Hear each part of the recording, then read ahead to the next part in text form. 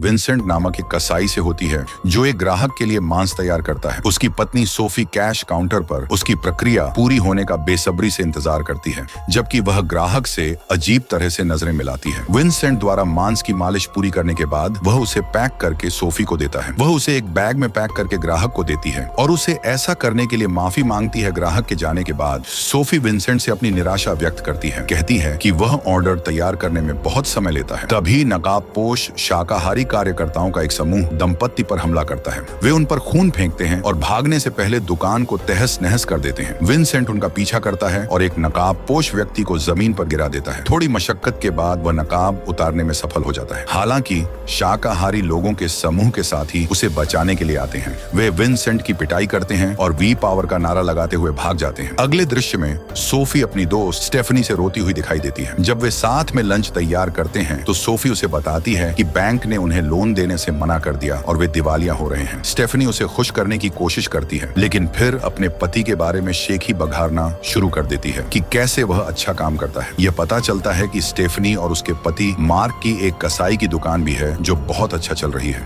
साथ में लंच करते समय स्टेफनी और मार्क इस बारे में बड़बड़ाते रहते हैं कि उनका व्यवसाय कितना बढ़िया चल रहा है और सब कुछ। तभी नकाबपोश शाकाहारी कार्यकर्ताओं का एक समूह जोड़े पर हमला करता है। वे उन पर खून फेंकते हैं और भागने से पहले दुकान को तहस नहस कर देते हैं। विंसेंट उनका पीछा करता है और एक नकाबपोश आदमी को जमीन पर गिरा देता है। थोड़ी मशक्कत के बाद वह नकाब उतारने में सफल हो जाता है। हालांकि शाकाहारी लोगों के समूह के साथ ही उसे बचाने के लिए आते हैं। वे विंसेंट की पिटाई करते हैं और नारे लगाते हुए भाग जाते हैं, वी पावर। अगले दृश्य में सोफी अपनी दोस्त स्टेफनी से रोती हुई दिखाई देती है। जब वे साथ में दोपहर का भोजन तैयार करते हैं तो सोफी उसे बताती है कि कैसे बैंक ने उन्हें आरण देने से इनकार कर दिया और कि वे दिवालिया होने जा रहे हैं। स्टेफनी उसे खुश करने की कोशिश करती है, लेकिन फिर अपने पति के बारे में शेखी बघारना शुरू कर देती है कि कैसे वह अच्छा काम करता है। यह पता चलता है कि स्टेफनी और उसके पति मार्क की एक कसाई की दुकान भी है जो बहुत बढ़िया चल रही है। साथ में लंच करते समय स्टेफनी और मार्क इस बारे में बक करते रहते हैं कि उनका व्यापार कितना बढ़िया चल रहा है। कुछ समय बाद मार्क उठता है और विंसेंट के लिए एक उपहार लाता है। वह बॉक्स खोलता है और अंदर एक बंदूक देखता है, जिसे मार्क ने सोचा कि विंसेंट के लिए शाकाहारी चरमपंथियों से सुरक्षा के लिए रखना अच्छा हो सकता है। स्टेफनी उन्हें बंदूक की कीमत बताती है। इस पल का उपयोग फिर से उनकी वित्तीय स्थिति के बारे में शेखी बघारने के लिए करती है। दुर्भाग्य से विंसेंट के पास परमिट नहीं है। लंच से वापस आते समय सोफी ने उल्लेख किया कि वह विंसेंट से अलग होने के बारे में सोच रही है,